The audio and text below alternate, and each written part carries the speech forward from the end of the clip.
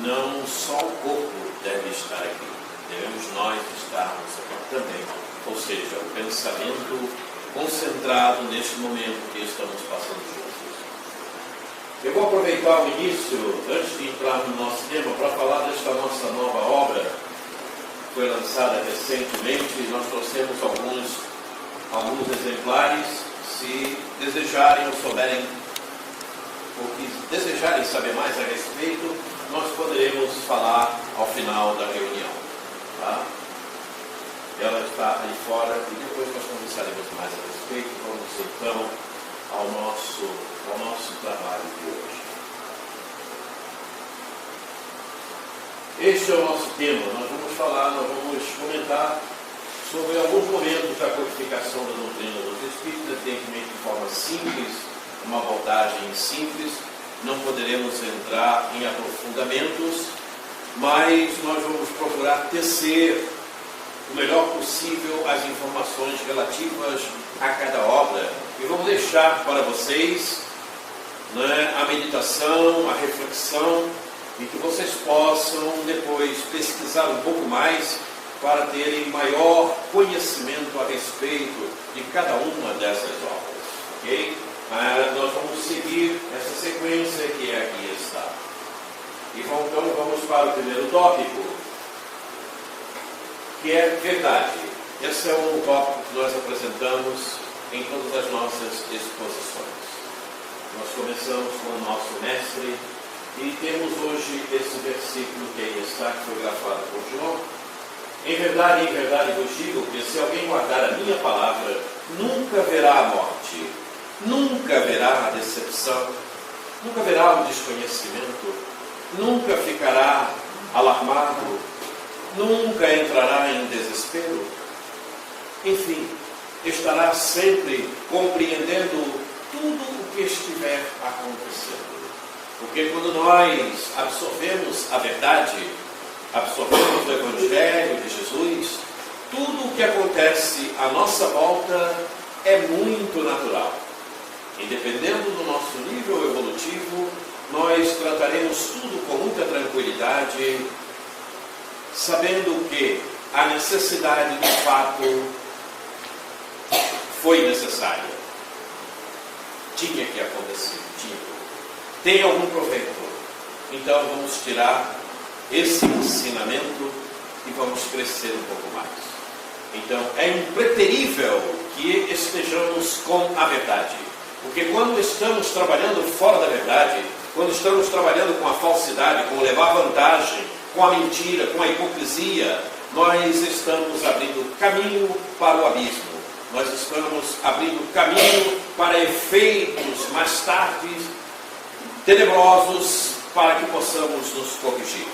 Então, é importante estar com a verdade, e estando com a verdade, a paz se estabelece em nós. Gradativamente vamos tendo paz.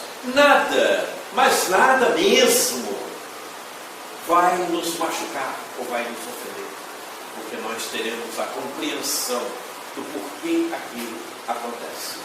A verdade é isso. E nós, no nosso diálogo, na nossa conversa que vamos ter aqui, vamos procurar ser o mais verdadeiro possível dentro das nossas condições evolutivas. Aquilo, o que falamos no versículo, aconteceu por volta do ano 30.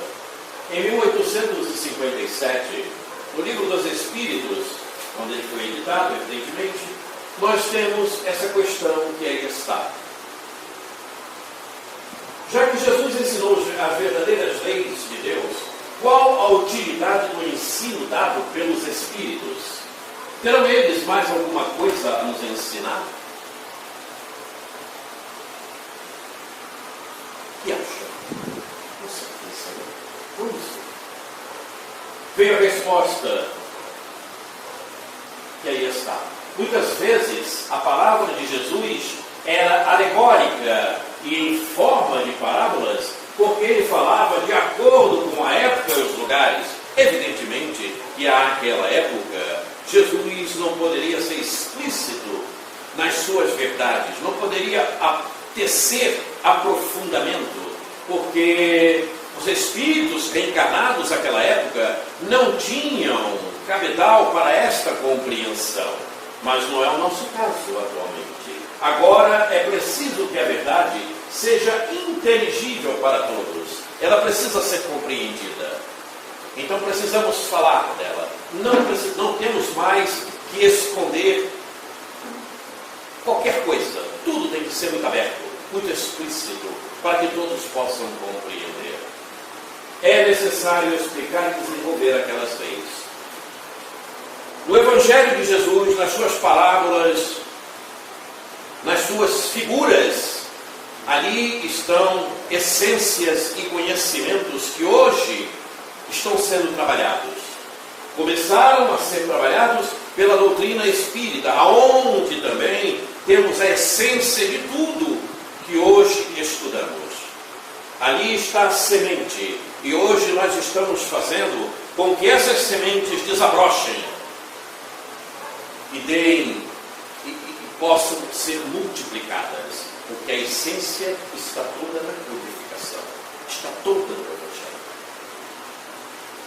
Mas hoje nós já temos cabedal, conhecimento suficiente para explorarmos esses detalhes, que antes não era possível. Por isso, as parábolas do Mestre, os contos do Mestre, todos eles são atualíssimos, como nos fala a nossa querida Joana de Ângeles.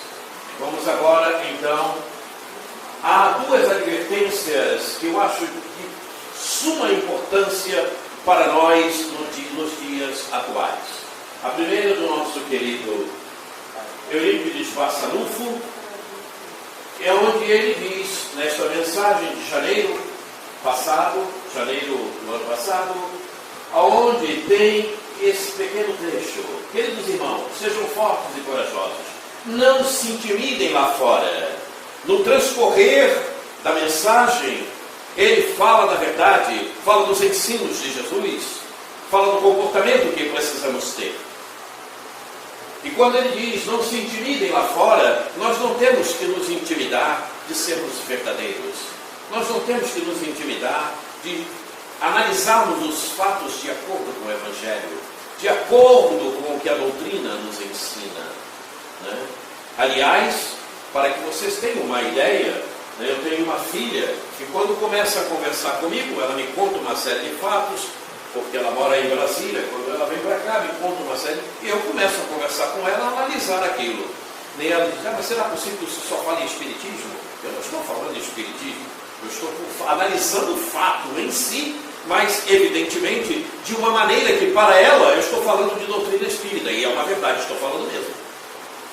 Estou analisando o fato não materialmente, porque todos os fatos que nos acontecem, nós precisamos primeiro fazer uma análise espiritual, o porquê daquilo. E depois então passamos para o trabalho material, se fizer necessário. Isso aconteceu em janeiro. Em outubro, no Congresso Espírita, que aconteceu em Lisboa, agora em outubro passado, o nosso querido Dr. Bezerra nos diz o seguinte na sua mensagem: procurai levar sem temor a mensagem de vida eterna. O que é a mensagem de vida eterna? Se não a verdade, se não o Evangelho de Jesus. Então, nós espíritas, principalmente, não temos que nos acanhar em usarmos a verdade, em falarmos do Evangelho, quer aonde estejamos. Não importa no trabalho, na profissão. Mas as pessoas não vão gostar, problema delas. Não é meu. Não é meu. Eu tenho que ser um divulgador da Boa Nova. Eu preciso divulgar a Boa Nova. Eu preciso fazer com que as pessoas sintam, se choquem, que fiquem chocadas, não importa. Mas vão começar o despertamento. Eu tenho que ser esse divulgador da verdade. Eu tenho que levar esta palavra, quer aonde eu esteja. Outro dia alguém me falou, né? Mas as pessoas se sentem ofendidas, alguns se sentem agredidos, de repente você vai usar isso em família, eles vão sair longe de você, não vão nem querer perto. Problema deles, não é meu. Eu prefiro ficar com Jesus do que com eles. prefiro estar com Jesus, usando o que Jesus me ensina, do que estar com eles, que se sentem desagradados quando ouvem o que Jesus me ensinou e ensinou a todos nós. Eu prefiro usar o Evangelho do que deixar guardado pelo outro. Isso é sério. E a maior parte de nós ainda age dessa maneira. Por acanhamento, por não se sentir à vontade. Mas como é que eu vou falar de espiritismo? Como é que eu vou falar da verdade para as pessoas que conversam comigo? O problema é delas, se elas não entenderem. Não é meu. Mas eu tenho que divulgar. Com a energia do esclarecimento, com a energia da educação. Agora entramos no nosso tema, que é o tópico 2, e nós temos aqui uma imagem da primeira revista espírita, que foi lançada em janeiro de 1858, um ano depois do Livro dos Espíritos. Revista Espírita, Jornal de Estudos Psicológicos. Assim é tratada a Revista Espírita, e foi assim que o nosso querido Allan Kardec lançou-a. E Allan Kardec lançou a Revista Espírita com a ajuda de uma médium muito especial que lhe foi apresentada no dia do lançamento do Livro dos Espíritos, que foi em Irmã Trifou. E Kardec, verificando a mediunidade de Irmã Trifou e vendo as possibilidades mediúnicas desse espírito, aproveitou, não só para a segunda edição do Livro dos Espíritos, todos nós sabemos e aqui usamos, como também aproveitou para que ajudasse-o na edição da Revista Espírita. Então, é uma obra de Kardec que teve a assessoria de Irmãs que Espírito maravilhoso. E então, a Revista Espírita, contendo um relato das manifestações materiais ou inteligentes dos espíritos, aparições, evocações, etc., bem como todas as notícias relativas ao espiritismo, o ensino dos espíritos sobre as coisas do mundo visível e do invisível, sobre as ciências, a moral, a imortalidade da alma, a natureza do homem e o seu futuro, a história do espiritismo na antiguidade, suas relações com o magnetismo e com o sonambulismo, a explicação das lendas e das crenças populares, da mitologia, de todos os povos, etc. Então, a Revista Espírita é rica em matérias para nós estudarmos. É rica de conhecimentos. Quem puder estudar a Revista Espírita, não se afaste, porque é um estudo maravilhoso. A Revista Espírita tem matérias e muitas delas, inclusive, depois foram para os livros da codificação. A Gênese, o Livro dos Espíritos, a Revista Espírita serviu, muitas vezes, como ensaio, porque a segunda edição do Livro dos Espíritos foi em 1860. E muitas das matérias que foram introduzidas na Revista Espírita, Kardec utilizava para sentir como iria o povo absorver, aqueles que se interessassem, evidentemente. Como é que eles iriam ver, o que eles iriam perceber. E nessa Revista Espírita nós temos uma matéria muito importante. Vejam o tema que estava sendo tratado: a regeneração. Paris, 20 de 6 de 1869. Último ano da Revista Espírita. Praticamente, pode-se dizer aqui, 3 meses após o desencarne de Kardec. Não? Porque esse último número, Kardec já tinha ido. Kardec morreu 3 meses antes, morreu em março. É isso? Em março. Então, mas era matéria que ele já via, já tinha em si. Ele já estava pronto, inclusive, para liberá-la, se encarnado estivesse. Como não estava, ele trouxe essa contribuição em manifestação mediúnica. E um trecho de toda a matéria. A verdade eterna, como a lei e a confirma, não dependem da aceitação dos homens para existir. Observe o detalhe. Ela é. E governa o universo a despeito dos que fecham os olhos para não vê-la. Na Terra, o passado e o futuro são os 2 braços de uma alavanca que tem no presente o seu ponto de apoio, enquanto a rotina e os preconceitos dominam o passado, enquanto a rotina e os preconceitos dominam o passado que está no apogeu. Quando a luz se vai, a alavanca se move, e o passado que já escurecia desaparece para dar lugar ao futuro que alvoreça. Perceberam? O presente tanto representa, podemos dizer assim, o presente tanto representa o passado como o futuro. No presente é passado o futuro.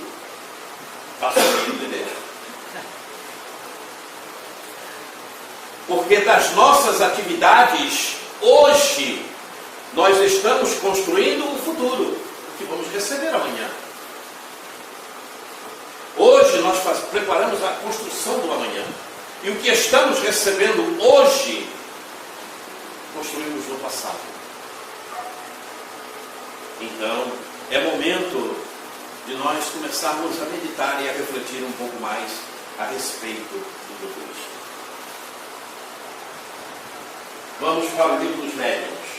Livro pouco comentado, pouco visto. Médiuns que trabalham e que não abriram nenhuma página do livro dos médiuns. Eu conheço. A gente observa médiuns trabalhando e você olha e diz, essa pessoa não deveria estar aqui.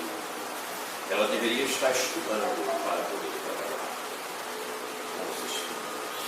Mas, lamentavelmente, as pessoas têm as suas manifestações e acham que já sabem tudo e sofrem muitas vezes por causa disso e não percebem.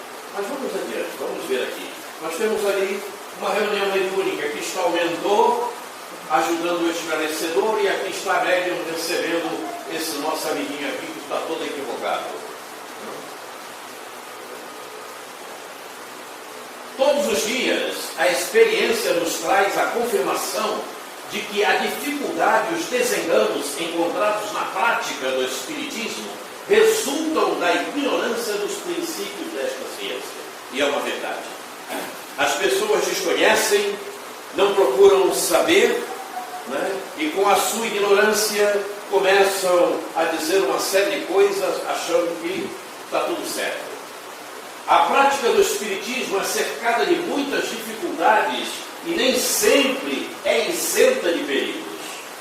E só um estudo sério e completo pode prevenir. Não é ler, é estudar. É estudar, é refletir. E quando tiver dúvida, perguntar, até sanar a dúvida. Porque uma dúvida hoje vai se somar tantas outras amanhã. E aí começamos a ter reações completamente contrárias, comportamentos completamente adversos daquilo que deveríamos ter. E como deveríamos nos comportar. E temos comportamentos completamente errados. Muito bem. A ignorância e a leviandade de certos médiuns têm gerado mais prejuízo do que se pensa na opinião de muita gente. Isto que eu acabei de ler está na introdução do livro dos médiuns. Não são palavras minhas, está na introdução. E é uma realidade, olha só. A ignorância e a leviandade têm gerado muito mais prejuízo do que se pensa na verdade. Eu conheço isto. Eu certa vez fui chamado a uma casa espírita para avaliar o que estava acontecendo nas reuniões mediúnicas. Havia duas. Uma num dia de segunda-feira, outra na quarta. Eram duas reuniões mediúnicas que aconteciam nesta casa. Sabem para quê? Sabem para quê? Para dar vazão aos espíritos equivocados. E então, eu verificando o que acontecia, com a ajuda dos meus amigos espirituais, evidentemente, eu disse para a senhora que presidia a casa, que também pouco entendia de doutrina espírita, não sei por que ela estava presidindo a casa, disse para ela: você suspende essas duas reuniões mediúnicas. Diga para eles que temporariamente você vai estudar o que fazer e suspenda essas duas reuniões mediúnicas. Ela ficou em dúvida. Passou um tempo, ela foi tomar outras informações até que ela suspendeu a reunião.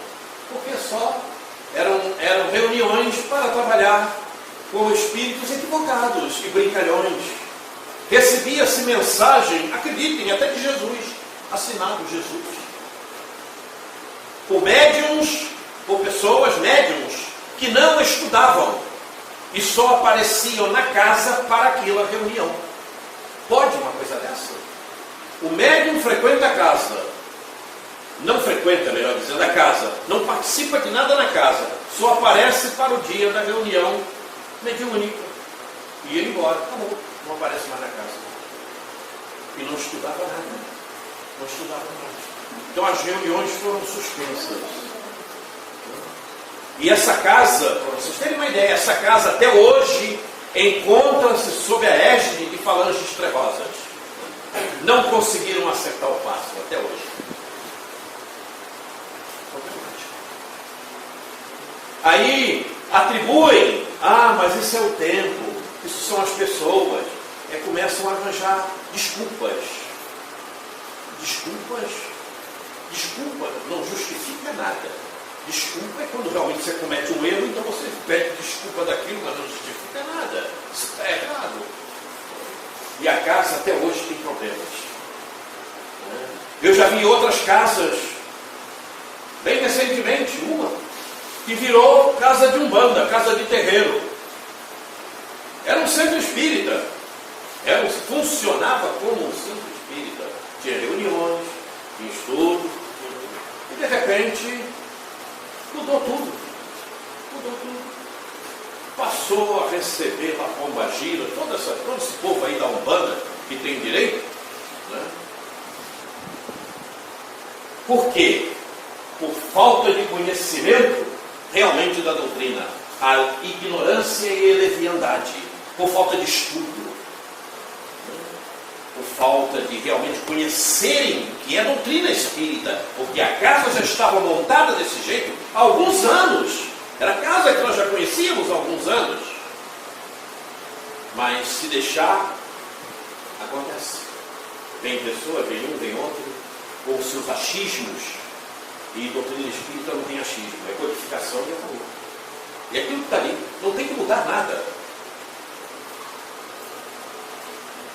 Médiuns, todo esse povo aí, todos são médiuns. Todos são médiuns, todos. Essa multidão que está aí e todos que estão encarnados na Terra, todos são médiuns. Todos são médiuns.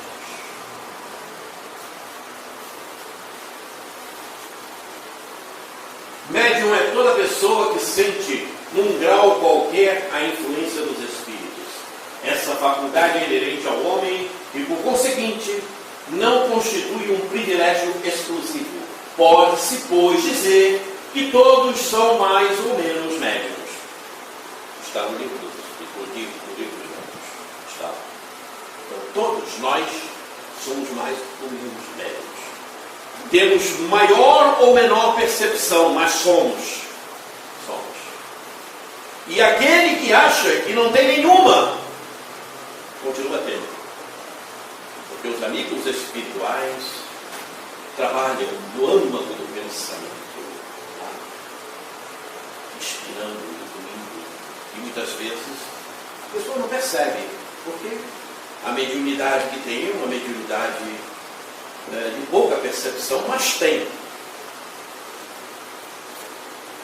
Não há nenhum sinal pelo qual se reconheça a existência da faculdade mediúnica.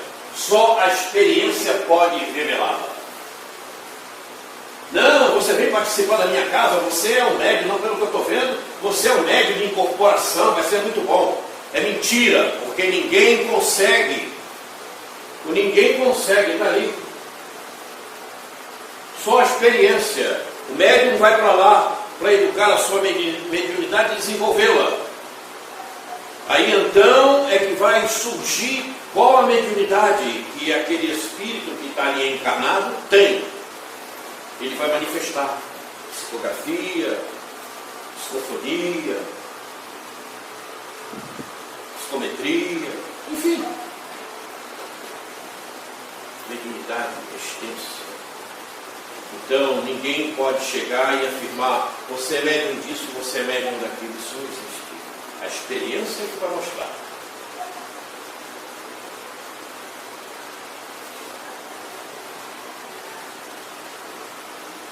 O médium.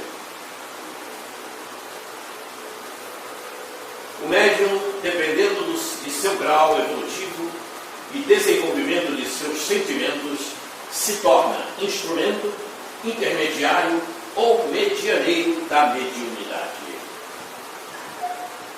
Quando o médium é simplesmente um instrumento, ele é descompromissado, sem alegria e sem motivação para o bem.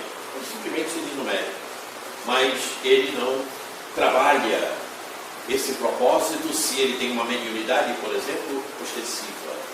Ele simplesmente é descompromissado. E tem muitos assim. Eu conheço. Lá em casa tem um. Lá em casa tem um. Minha esposa é uma médium de premonição incrível, incrível, mas nunca quis, olha que eu insisti demais, mas não adiantou, não adiantou. E ainda hoje ela tem lá as suas premonições, pum, e acontece. Passou no meu sonho, eu vi isso, pum, ela fala, e acontece.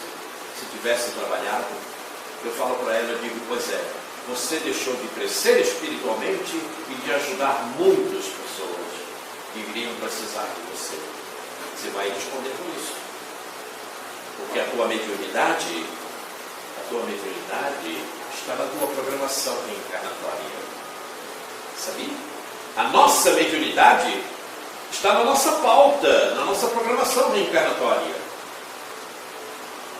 E ela é dada justamente para nós nos evoluirmos, para nós nos aprimorarmos. É uma ferramenta para o nosso aprimoramento espiritual, a mediunidade. Então todos precisam trabalhar a sua mediunidade, por pequenina que seja. Por pequenina que seja. Mas por pequenina que seja, se o ser resolve realmente participar de um trabalho sério, de estudar, ela olha, ela pode crescer e crescer muito. O médium intermediário aproveita em parte as energias que transcorrem do mundo espiritual. Aproveita em parte. Mas ele, como não tem maiores responsabilidade, é como a minha esposa, ela aproveita em parte. Sim. Espírito consciente de sua tarefa assumida junto a Jesus, cujo o objetivo maior é servir o próximo, usufrui dos benefícios garantidos pela mediunidade. Isto é uma verdade. Eu digo isto por mim mesmo. Ninguém me falou a respeito.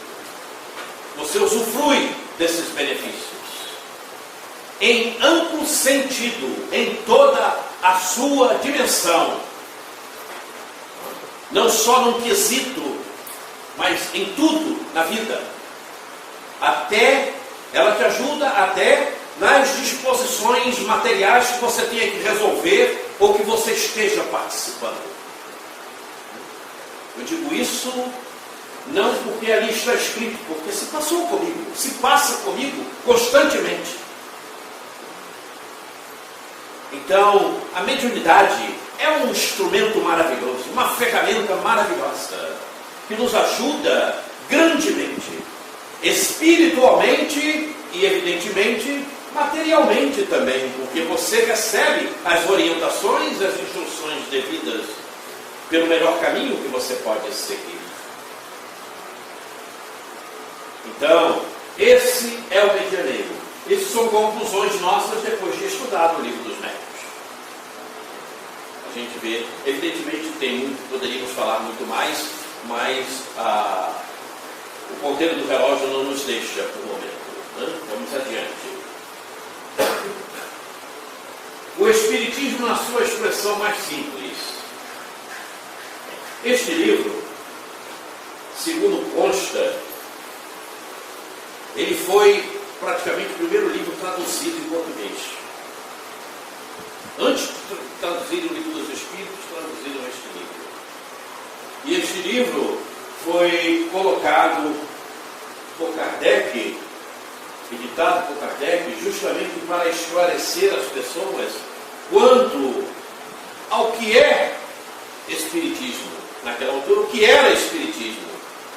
O que significava ser a doutrina espírita? Em janeiro de 1862, Allan Kardec publicou na Revista Espírita o seguinte comentário sobre o livreto O Espiritismo em sua expressão mais simples, que acabava de editar. Ele publicou o seguinte: o objetivo desta publicação é dar, num quadro muito sucinto, o histórico do Espiritismo e uma ideia suficiente da doutrina dos Espíritos, para que se lhe possa compreender o objetivo moral e filosófico. Pela clareza e pela simplicidade do estilo, procuramos pô-lo ao alcance de todas as inteligências. Contamos com o zelo de todos os verdadeiros espíritas para ajudar a sua propagação. Então, esse livro trazia o objetivo principal de informar as pessoas e poder clarear para elas o que era Espiritismo, o que era, na altura, o Espiritismo. Porque, evidentemente, que naquele momento havia muita confusão quanto a isso. E vocês acham que hoje não? Hoje continuam dizendo que Macumba é Espiritismo, que Umbanda é Espiritismo, que o pai de santo que recebe ali da consulta em casa é Espiritismo. E não é. Espiritismo segue a codificação da doutrina espírita, só isso, mais nada. O resto trabalha com os espíritos, como trabalha o protestante, como trabalha o católico, como trabalha o budista, como trabalha o hinduísta. Todos eles trabalham com espíritos. E cada vez mais, já observaram? Já observaram que na igreja protestante, como eles estão recebendo entidades, espíritos? Para eles é o Espírito Santo, não importa. Né? Mas é aquilo que nós já sabemos. Né? O Espiritismo não é o futuro das religiões. O Espiritismo não é a religião do futuro, mas o futuro das religiões. E é uma realidade. Mas como? Como? Mas claro, todos nós somos espíritos, não tem como fugir disso. A doutrina é dos espíritos e todos somos espíritos. Como fugir? Não tem como fugir. Até mesmo eles sabem que morre e continua. Só não sabem como a doutrina espírita nos explica. Né? Tanto o católico sabe, o protestante sabe. Converso muito com uma nora que tenho, e ela é evangélica. Mas é como se fosse espírita. É como se fosse espírita. Porque ela já está no caminho realmente lá, a congregação dela. É impressionante. E é isso. Muito bem. Vamos para a Gênese. A Gênese que foi lançada em janeiro de 1868, há 149 anos. Esse livro traduz para nós tudo o que acontece. Digamos que ele entrelaça o mundo espiritual com o mundo material. E nos mostra a naturalidade de tudo o que observamos. dois elementos. Observem esse trecho que está na introdução deste livro. Dois elementos, ou se quiserem, duas forças regem o universo.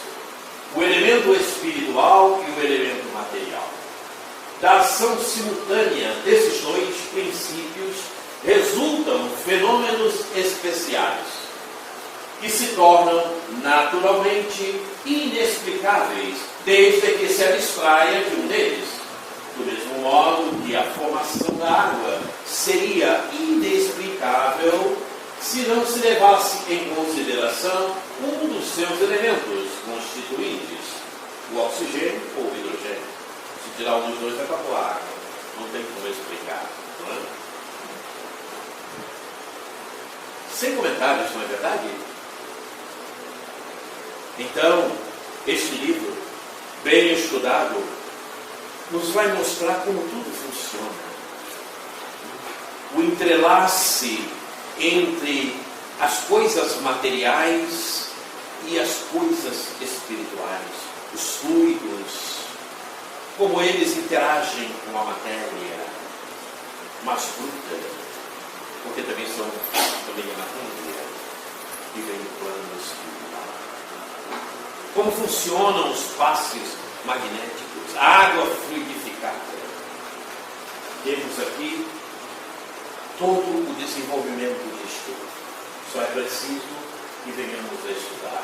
Aquele que viu bastante para abranger com a vista as duas vertentes da nova fase, parecerá que um mundo novo surgiu das ruínas do antigo, e que, com efeito, surgiram homens novos, ou melhor, regenerados. Antes falávamos da introdução, agora estamos no último capítulo do livro A Gênese, que é o capítulo 18, os tempos são chegados. E isto vem de encontro com o primeiro tópico que apresentamos da revista Espírita, daquela mensagem de Kardec, no mês 6 de 1869.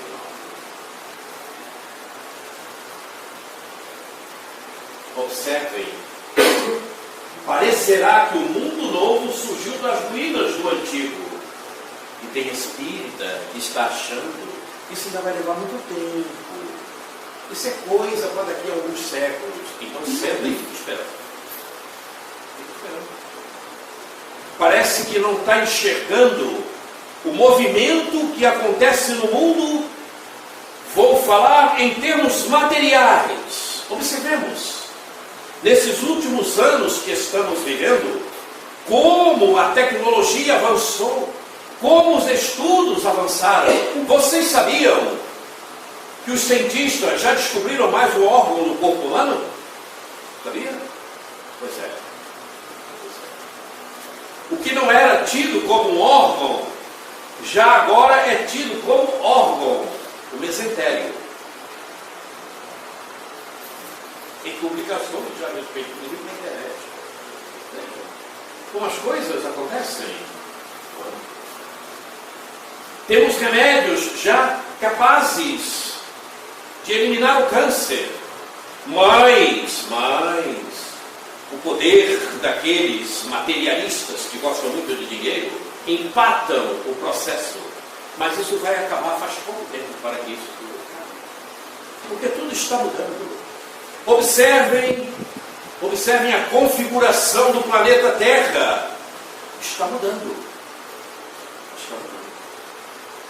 Há um bloco de gelo lá no Ártico, se não me falha a memória, de não sei quantos quilômetros, uma extensão enorme, que está prestes a se desprender. Viu isso na reportagem recente? As coisas estão mudando. As águas estão tomando muitas ilhas, partes de continentes.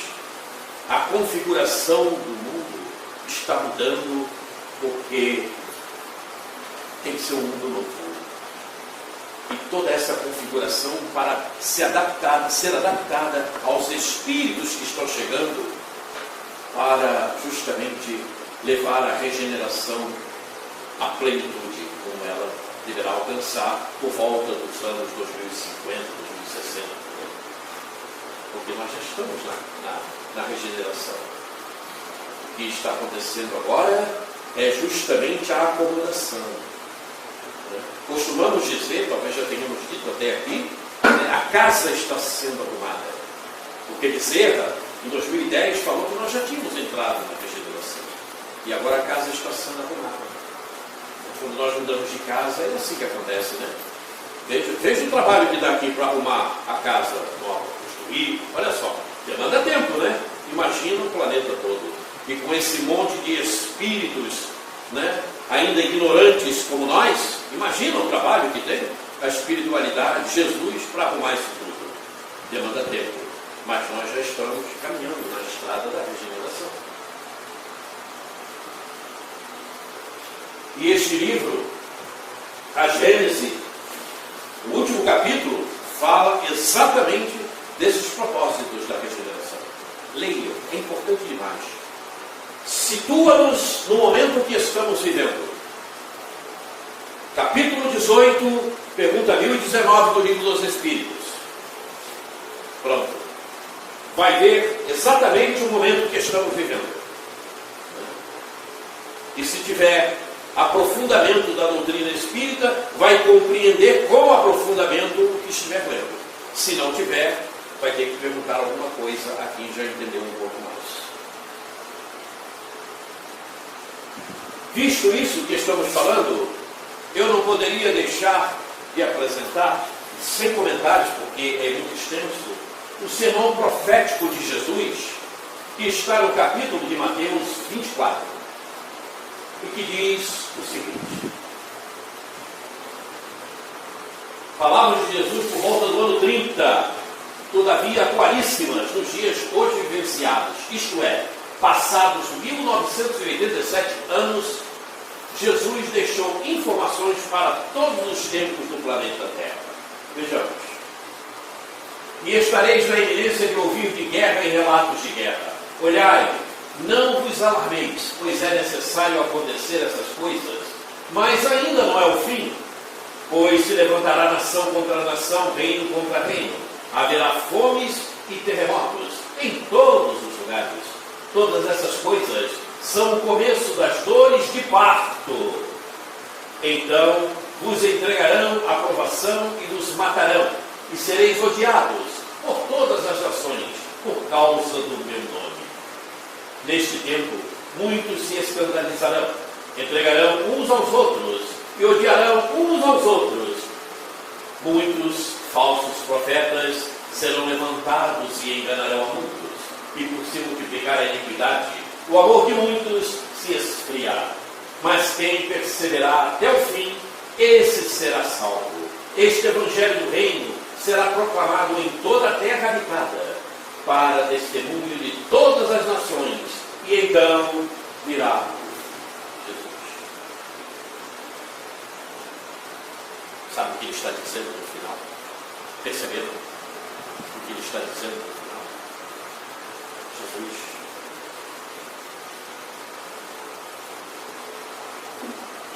Mas quem perseverar até o fim, esse será salvo.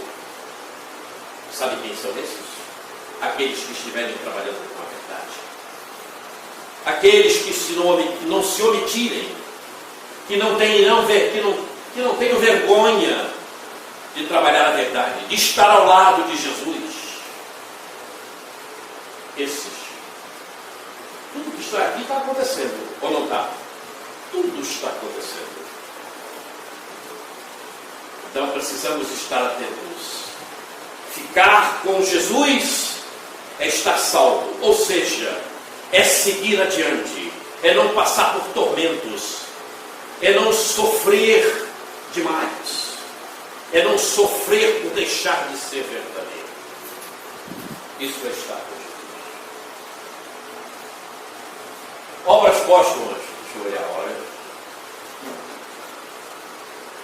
Obras póstumas, livro pouco estudado, pouco visto, mas que tem coisas maravilhosas, deixadas por Kardec, que depois foram organizadas por Lemarie, né, que juntou toda essa papelada de Kardec, fez uma elaboração de como poderia isto ser publicado e então nasceu Obras Póstumas. Um livro que tem conteúdos maravilhosos e que nós precisamos chegar lá, precisamos estudar. Por quê? Mas isso aí, Kardec já tinha morrido, sim. Mas são ensinamentos que foram deixados e que, se nós exploramos, pesquisamos e começamos a analisar, ele é aplicado muito sensivelmente no nosso comportamento, na nossa vida. Não tenho a menor dúvida quanto a isso. Vejamos.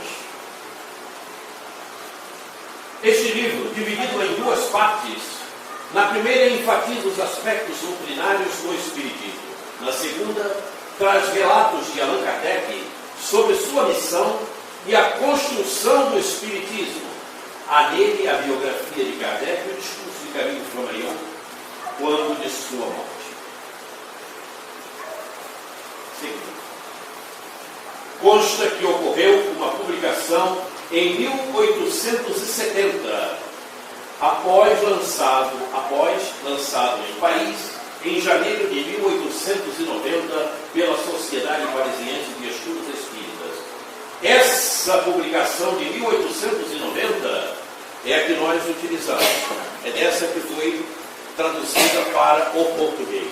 Essa publicação de 1870, eu não tenho maiores detalhes sobre ela, né? Então, faça-se a contada aí 70, 147 pontos. Mas, realmente, a que tem mais justeza é esta daqui, a de janeiro de 1890, e daí é que foi traduzida a que nós utilizamos. Muito bem. Ligeira resposta aos detratores do Espiritismo. O direito de exame e de crítica é imprescindível e o Espiritismo não alimenta a pretensão de negar-se ao exame e à crítica, como não tem a de satisfazer a todas as pessoas. Cada um, portanto, é livre de o aprovar ou rejeitar, mas para isso é preciso discuti-lo com conhecimento de causa. Ora, a crítica tem provado sobejamente que ignora os mais elementares princípios, fazendo-o dizer justamente o contrário do que ele diz. Esse é o último item da primeira parte e é uma realidade. As pessoas condenam, falam, criticam a doutrina sem conhecê-la. São ignorantes, não sabem o que é realmente espiritismo, doutrina espírita, e falam um monte de coisa. Inclusive a gente observa isso até na televisão.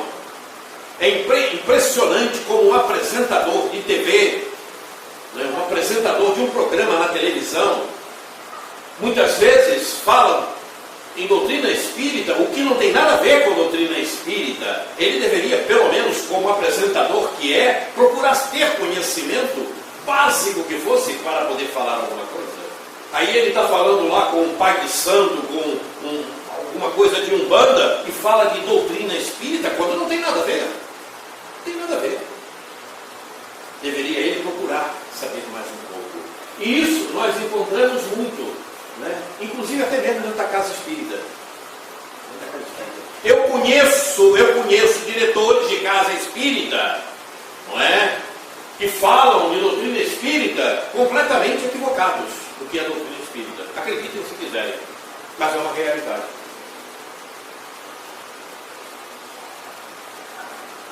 Problema sério, não? Muito bem. Nós vamos agora para uma parte muito interessante. Kardec estava em seu aposento, em seu gabinete, escrevendo. Ele estava escrevendo em elaboração para o livro dos Espíritos. E de repente ele começou a ouvir barulhos em seu gabinete. Barulhos que ele começou a desconfiar que fosse na casa do vizinho, na parede, enfim, e não descobriu aonde era o barulho. Quando ele ia procurar, o barulho desaparecia. Quando ele voltava para escrever, o barulho aparecia. Bom, nisso, chegou a sua esposa, já era 10 horas da noite, aproximadamente, segundo ele fala, né? E chegou lá e perguntou a ele, porque ela ouviu também sei o que está acontecendo. Tentaram descobrir e não descobriram o que era o barulho, foram se deitar. Dormiram. Muito bem. No dia seguinte, havia uma reunião na residência do senhor Baldan. Uma reunião mediúnica. E ele chegou nessa reunião, contou o que havia acontecido no dia anterior para quem lá estava e, evidentemente, aguardando uma resposta do amigo espiritual. E então aconteceu assim. Ouviste, sem dúvida, o relato que acabo de fazer. Poderias dizer-me qual a causa daquelas pancadas que eu vi com tanta persistência? Perguntou ele ao amigo espiritual que estava manifestado pela sua vida. E o espírito então disse: era o teu espírito familiar, porque ainda não havia a classificação espiritual que nós conhecemos hoje. Não havia ainda a doutrina espírita, né? Ele estava, isso foi em 1856, antes, muito antes do lançamento do Livro dos Espíritos, né? Um ano antes. Então, todo o espírito que se manifestava era tratado como um espírito familiar. Muito bem. E ele continuou perguntando: com que objetivo ele foi bater daquele modo? Respondeu-lhe: queria comunicar-se contigo. Poderias dizer-me quem é ele e o que queria de mim? Podes perguntar a ele mesmo, pois que está aqui. Meu espírito familiar, quem quer que sejas, agradeço por me teres vindo visitar. Poderia-me dizer quem és? Observe os detalhes. Para ti, chamar-me-ei a verdade. Observe. Todos os meses, durante um quarto de hora, estarei aqui à tua disposição. Todos os meses, durante um quarto de hora, estarei aqui à tua disposição. Ontem, quando batestes, estando eu a trabalhar, tinhas alguma coisa de particular a me dizer? Perguntou ele ao espírito, que era o espírito familiar, a verdade, que se chamava a verdade. O que eu tinha a dizer-te era sobre o trabalho que fazias. Desagradava-me o que escrevias e quis fazer que o abandonasses. Ele estava cometendo erros. O nome verdade que adotastes é uma alusão à verdade que procuro? Talvez. Pelo menos é um guia que te protegerá e ajudará. Poderei evocar-te em minha casa? Faltou um H ali. Em minha casa? Sim. Para te assistir pelo pensamento. Mas para respostas escritas em tua casa, só daqui a muito tempo poderás obtê-las. Observe um detalhe. Para te assistir pelo pensamento. Ok? Poderia estar esse espírito onde estivesse, mas se ele fizesse a ligação e fizesse uma pergunta, um questionamento, ele iria responder. O que quer dizer para nós que não há necessidade do espírito amigo, o benfeitor, estar ao nosso lado para dar a resposta. Aonde ele estiver, ele poderá nos responder. Ele poderá manifestar-se aonde estiver, sem necessidade de estar perispiriticamente presente. Porque muitos pensam que para o espírito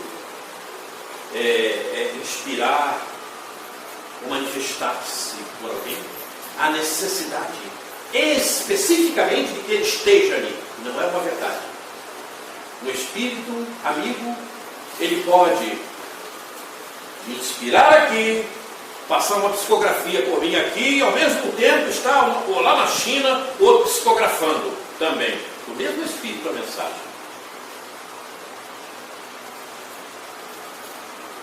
Terás animado na terra alguma personagem conhecida? Olha a pergunta de Kardec. Terás animado na terra alguma personagem conhecida? E o Espírito responde: já te disse que para ti sou a verdade.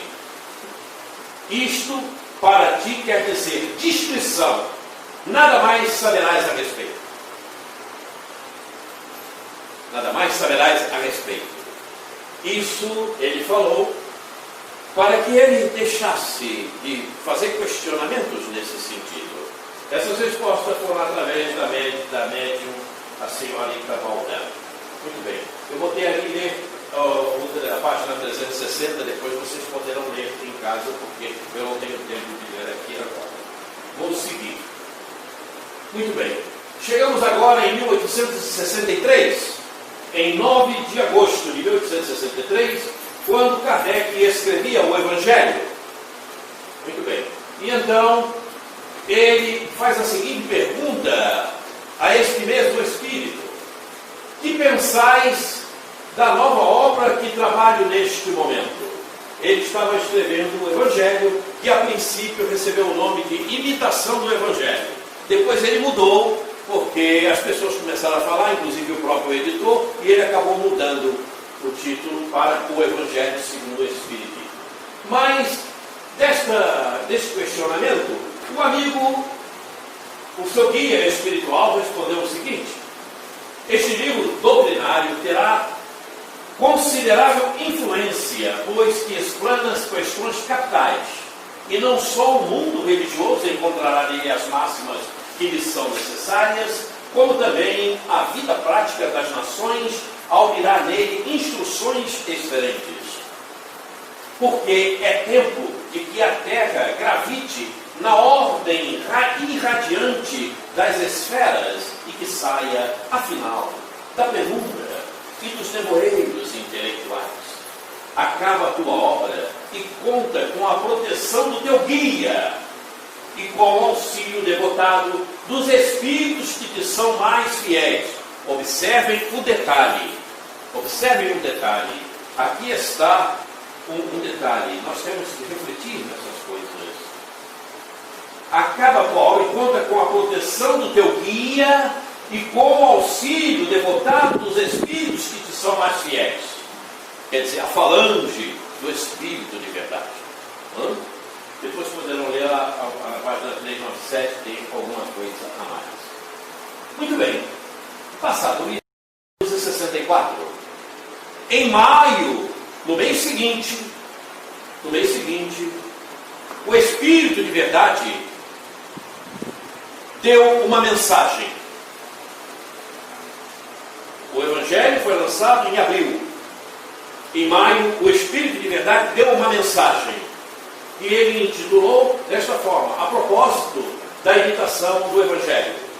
Muito bem. Então, o Espírito de verdade deu a seguinte mensagem: acaba de aparecer um novo livro. É uma luz mais brilhante que vem clarear a vossa marcha.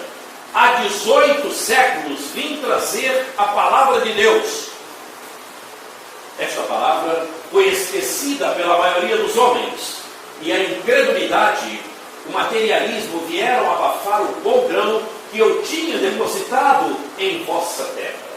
Hoje, por ordem do Eterno de Deus, os Espíritos bons vêm a todos os pontos do globo. Escutai suas vozes, os tempos preditos são chegados, todas as profecias serão cumpridas. O Espírito de verdade. O Espírito de verdade que veio há 18 séculos é Jesus. É o próprio Jesus. E o Espírito de verdade que veio há 18 séculos e depois se apresentou na personalidade Espírito de verdade, ou perdão. Jesus, o Espírito de verdade, guia espiritual de Allan Kardec. Jesus é o guia espiritual de Allan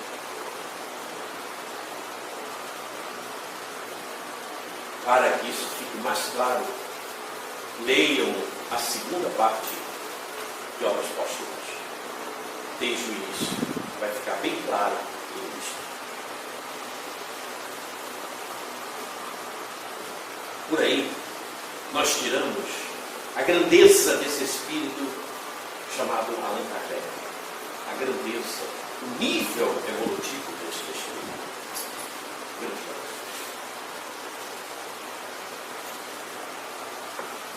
Perdão. Essa mensagem está justamente na Revista Espírita de dezembro de 1864. Foi quando esta mensagem foi publicada.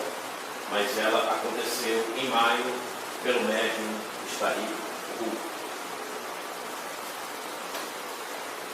O Espírito de verdade. Mas quando vier o Consolador que eu da parte do Pai vos hei de enviar, aquele Espírito de verdade que procede do Pai, ele testificará de mim. Ele será testemunha de mim. O Espírito de verdade é uma segunda personalidade do mesmo Espírito que teve a personalidade de Jesus. É uma personalidade. Eu hoje sou a personalidade Roberto, mas já fui outras tantas que eu não me lembro de todas. E serei outras amanhã, eu também ainda não sei qual. Espero que a personalidade amanhã seja melhor do que essa de hoje.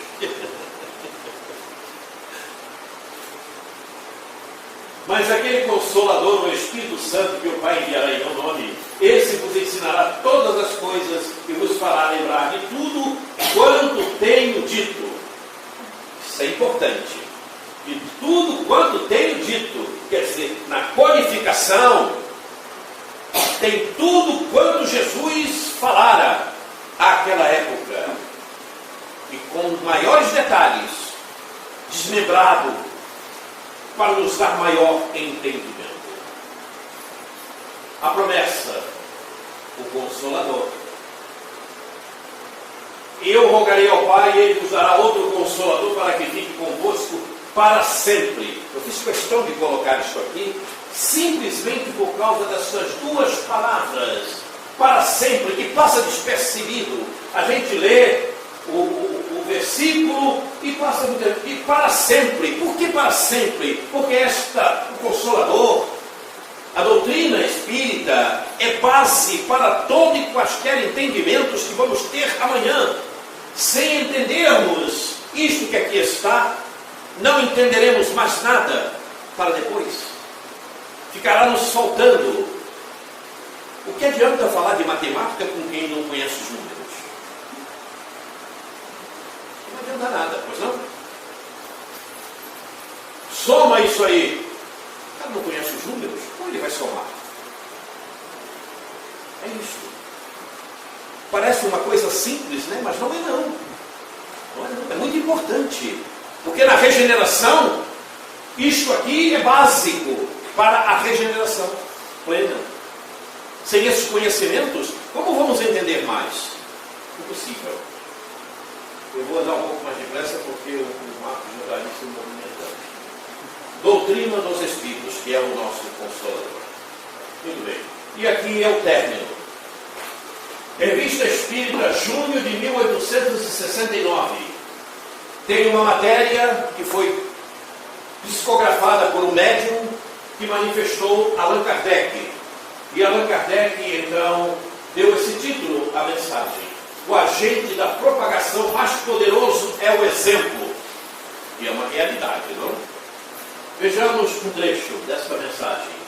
As brochuras, os jornais, os livros, as publicações de todas as espécies são meios poderosos de introduzir por toda a parte a luz. Mas o mais seguro, o mais íntimo e o mais acessível a todos é o exemplo na caridade, na doçura e no amor. Quando todos os homens compreenderem tudo o que encerram as palavras amor e caridade, não haverá mais sobre a terra nem soldados nem inimigos. Nela não haverá mais do que irmãos. Não haverá mais os olhares irritados e ferozes. Não haverá senão frontes inclinadas para Deus. Até breve. caros amigos, e obrigado. Ainda em nome daquele que não esquece o copo d'água e o óbolo da viúva. O copo d'água foi aonde eles primeiros começaram a ter as vidências. E também a água magnetizada, que é um ótimo remédio e que as pessoas desprezam. Eu tenho a minha garrafa com água magnetizada e tomo dela todos os dias.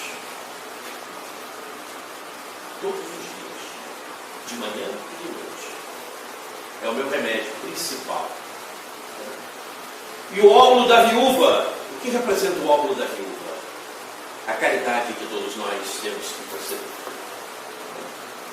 Não é dar do que está sobrando. Em especial, dar daquilo que temos para nós e podemos dividir com o outro e não ficar com tudo. Meus irmãos, meus amigos, eu espero ter passado para vocês informações a serem trabalhadas e que possam realmente vir a fazer parte dos conhecimentos que todos nós precisamos. Então, explorem o máximo que puderem as obras da codificação, porque nela nós encontramos tudo o que precisamos para amanhã sermos melhores, para amanhã podermos estar usufruindo da paz que tanto procuramos e da fraternidade que tanto almejamos. Sejamos amigo de Jesus. Eu não falei colega, falei amigo. Um amigo escuta o outro. Um amigo segue o outro. Porque amigo é amigo. Só oferece o que é bom. Não são aqueles amigos que costumamos ter aqui na face da terra, que se eles puderem, jogam para o lado para poder levar a vantagem. Esse deixou 2 vezes de ser pior. Deixou 2 vezes de ser melhor. Ser amigo e contribuir para a sua melhora. Ele foi 2 vezes pior para si mesmo, né? Porque foi hipócrita e mentiroso. Então, vamos dar a mão a Jesus e seguir com Ele, porque com a certeza de que amanhã vamos usufruir da paz e da felicidade de todos. Que Deus nos abençoe. Bom, obrigado, Mariana.